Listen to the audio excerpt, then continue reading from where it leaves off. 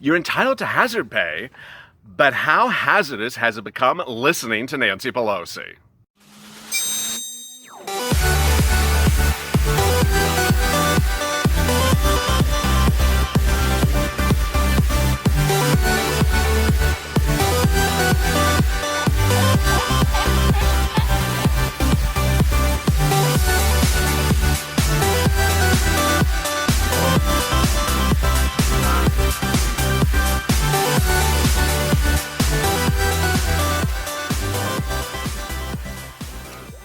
Hey, good afternoon, everybody. This is LALATE. Hope you're good and safe.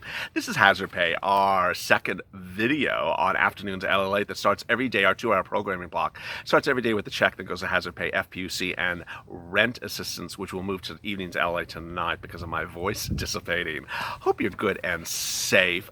Big exciting news and shocking news about Hazard Pay overnight, and an additional twist and turn as to Social Security benefits, which I'll be getting to shortly. Minutes ago, boy, this is really a jaw dropper. Let me get to a key factor about hazard pay, which no one has been talking about, and it's a little bit perplexing, but I'm going to address it right now.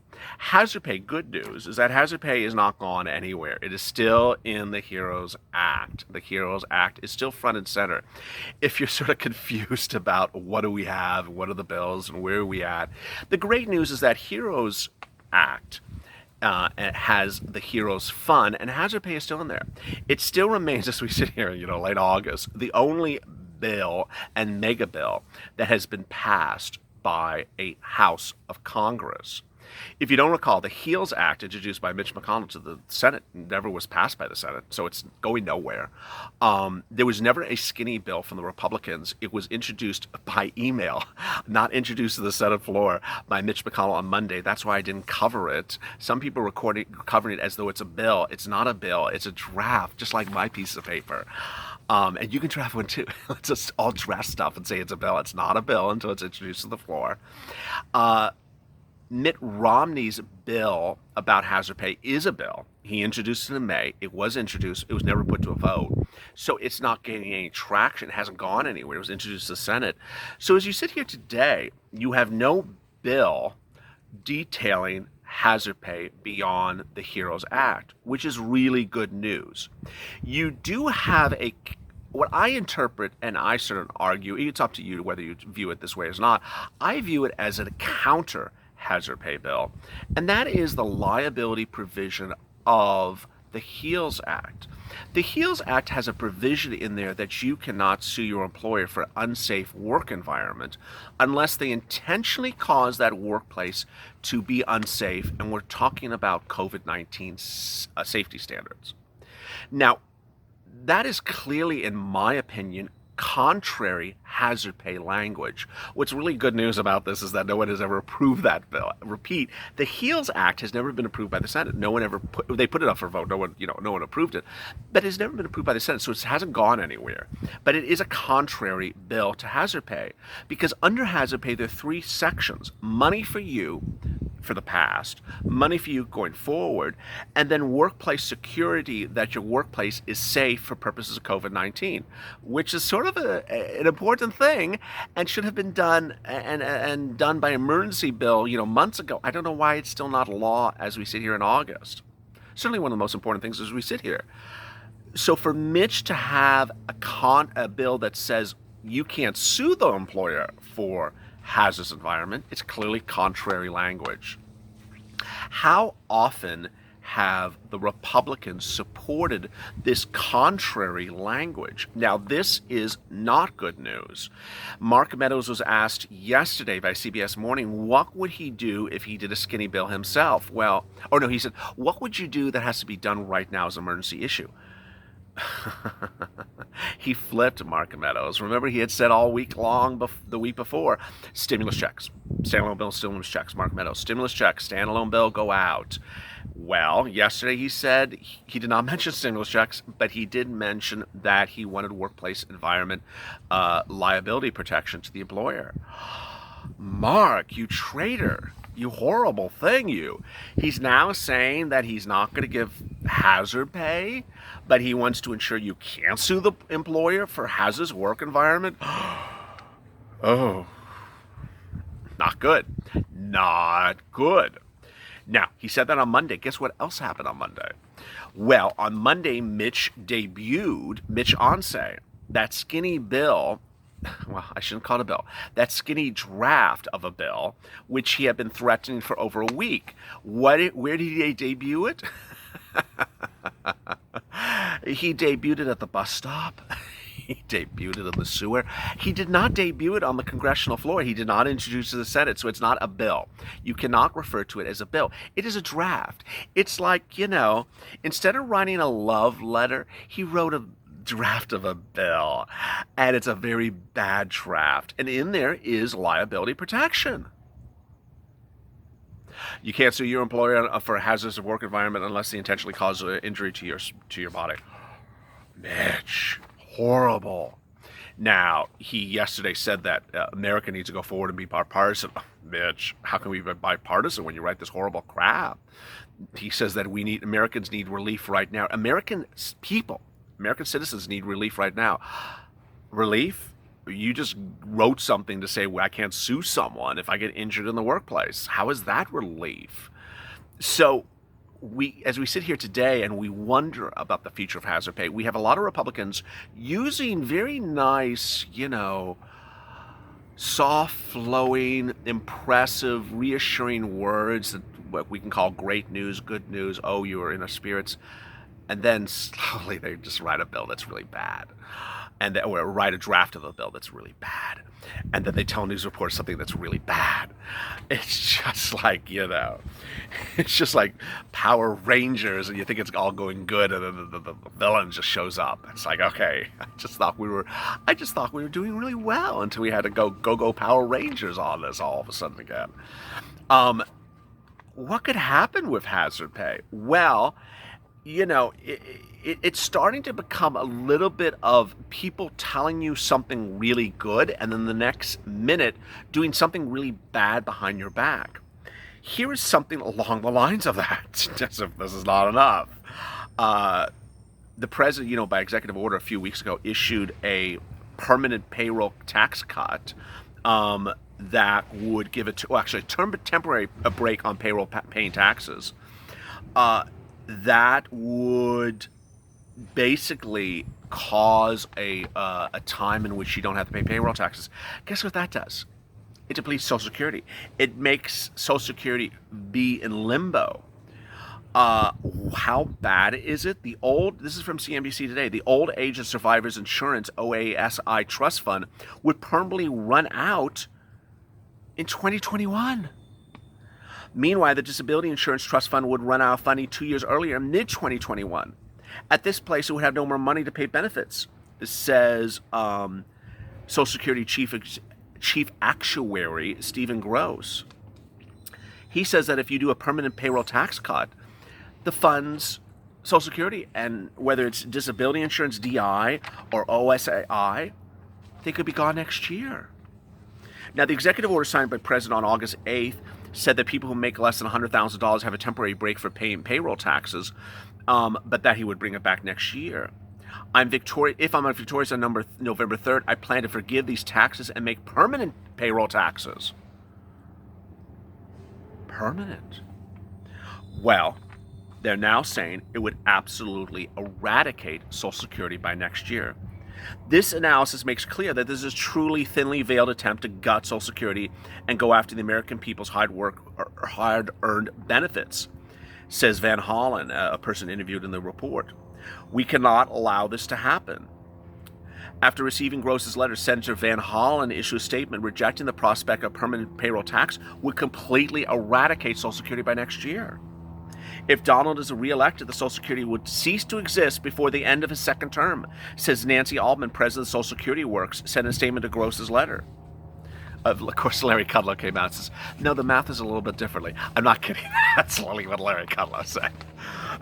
However, White House economic advisor Larry Kudlow disputed the mathematical calculations. I can't with him. I don't know where that idea came from. It's not true. Just, I shouldn't be laughing about this, but it's just, I'm dealing with a buffoon by the name of Larry Kudlow. And then there's another twist. as we go back to hazard pay and essential workers. Guess what happens September 30th if you're a hazard pay, if you're an essential worker? One guess. A potential government shutdown. Imagine if there's a government shutdown on September 30th and you're an essential worker. Well, you're not getting hazard pay currently, and you could potentially get no money starting September 30th. What's going on? By September 30th, the members of the House and Senate need to get an approval of a balanced budget. If they don't, the government shuts down.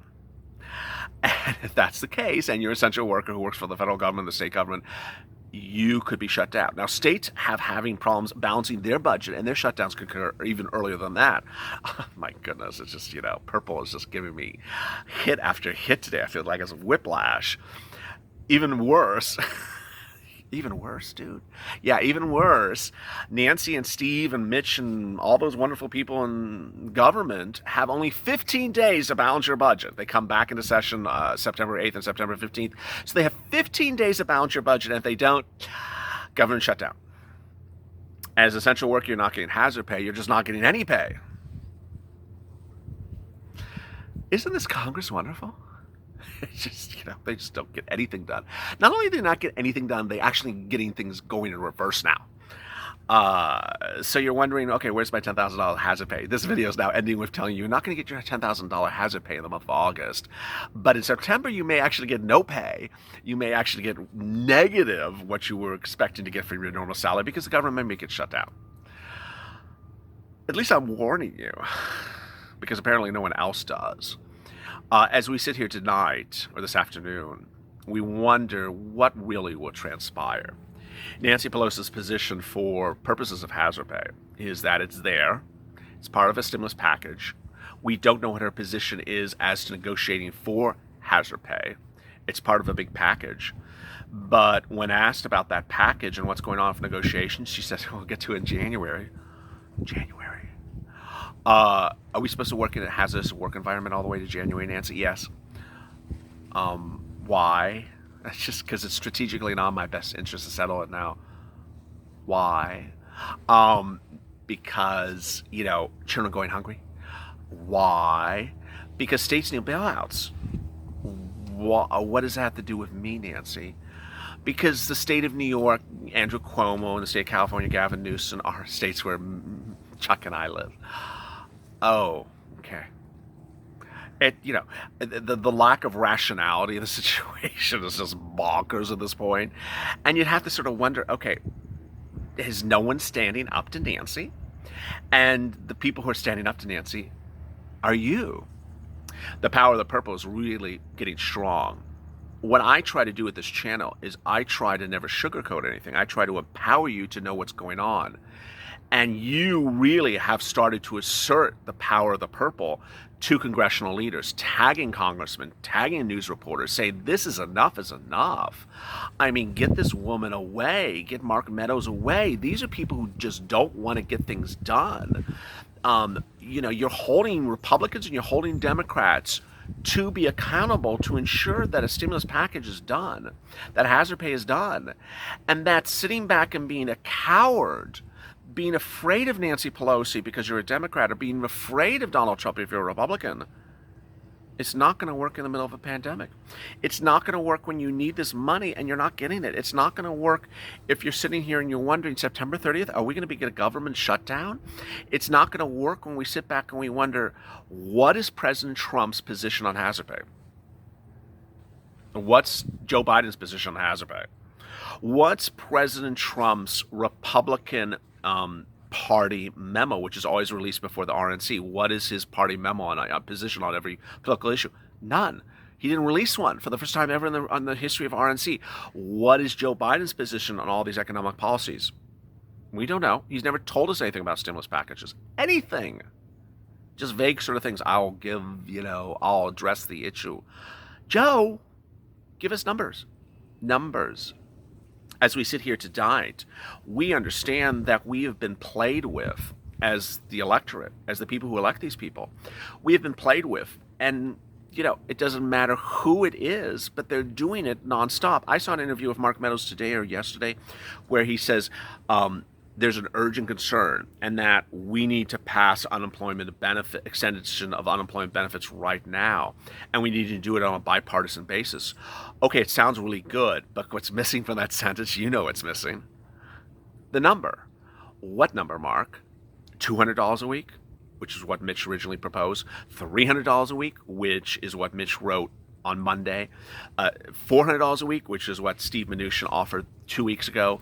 $300 a week, which is what the president offered. I mean, why can't you figure out a number so that all of us can talk about things?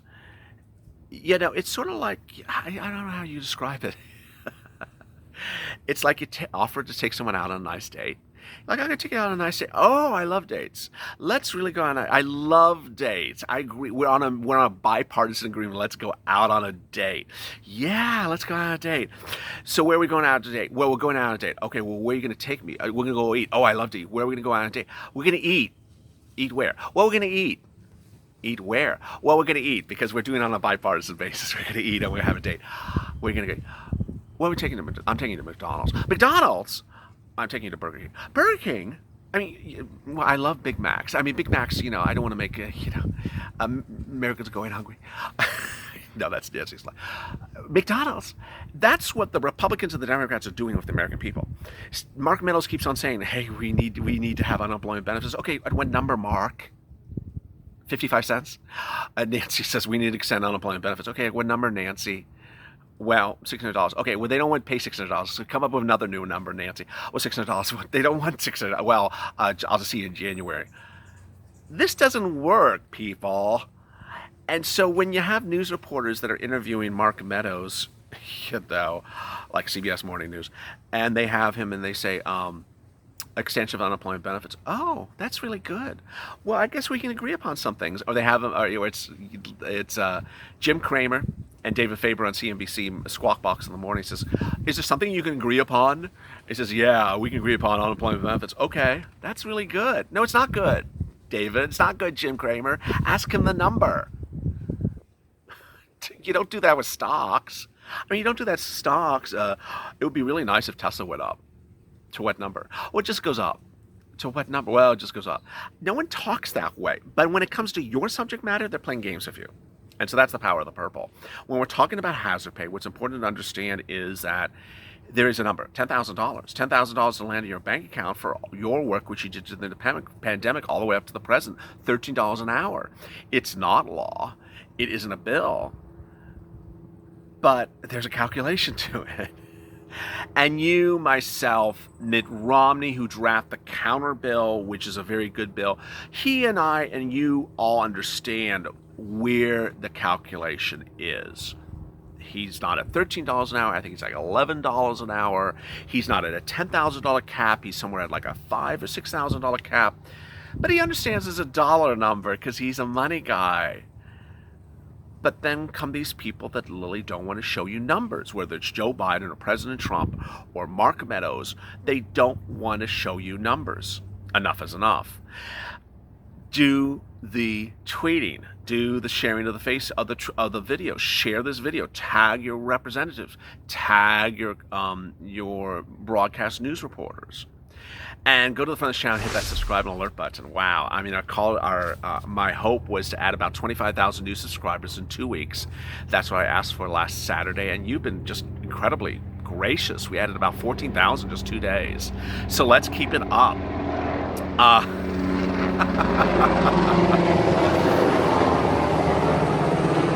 There comes the fighter jet. Because, you know, Nancy said Mark is enemy of the people.